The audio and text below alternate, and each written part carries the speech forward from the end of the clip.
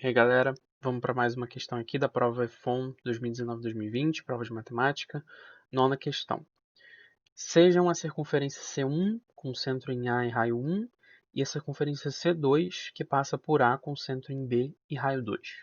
Sabendo-se que D é o ponto médio do segmento AB, E é um dos pontos de interseção entre C1 e C2, e F é a interseção da reta ED com a circunferência C2. O valor da área do triângulo AEF em unidades de área é. Esse é o tipo de questão que você lê o enunciado uma vez e não entende nada, você lê o segundo e entende um pouquinho só, e você lê a terceira vez pausadamente, aí você consegue ter uma visualização um pouco melhor. Então, assim, é o tipo de questão que necessita de uma figura. Então, obviamente, eu vou prover ela aqui para vocês. Mas o que a gente vai fazer? Basicamente, a gente vai resolver essa questão por analítica. A gente não vai usar conhecimentos de plano.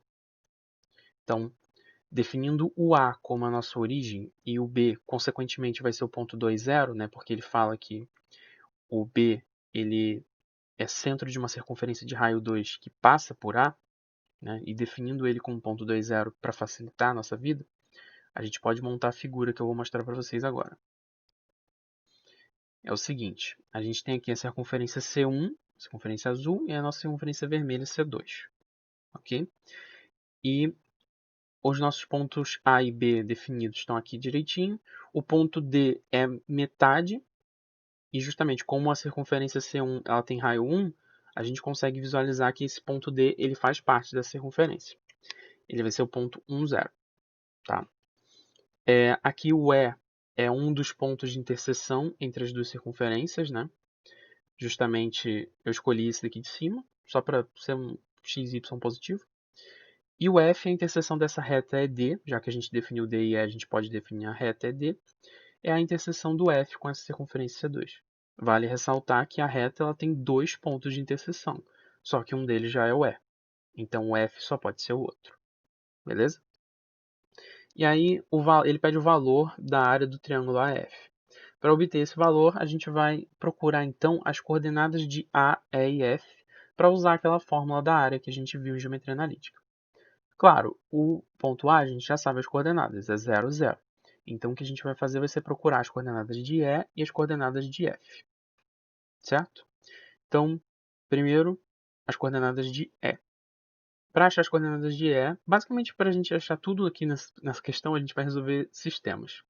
Então, no caso do ponto E, a gente vai resolver o sistema que é definido pelas duas equações de circunferência. Ou seja, a gente vai ter esse sistema aqui. Obviamente, a equação azul é referente à circunferência azul e a equação vermelha é referente à circunferência vermelha, certo? Que de fato a gente tem que o centro da circunferência azul é o 0, 0 e o centro da vermelha é o 2, 0.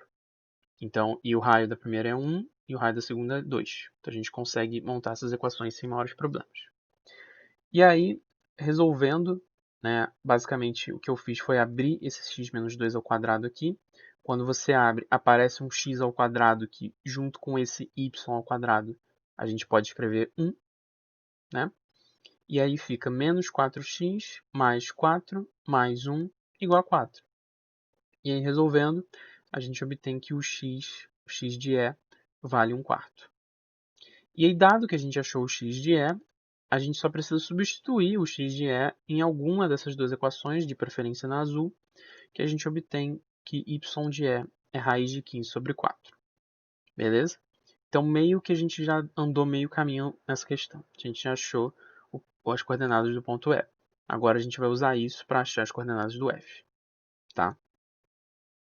Então, como que a gente vai fazer isso? Tendo o ponto E, a gente vai encontrar a equação da reta suporte de ED, ou seja, uma reta que a gente vai chamar de R.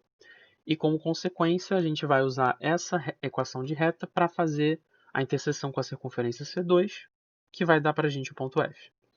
Então, de fato, a reta R é obtida através de, mais uma vez, um sistema. Né? Dentro daquela ideia de y igual a x mais b, aqui eu usei as coordenadas do D, nessa primeira equação, e aqui eu usei as coordenadas do E. Beleza?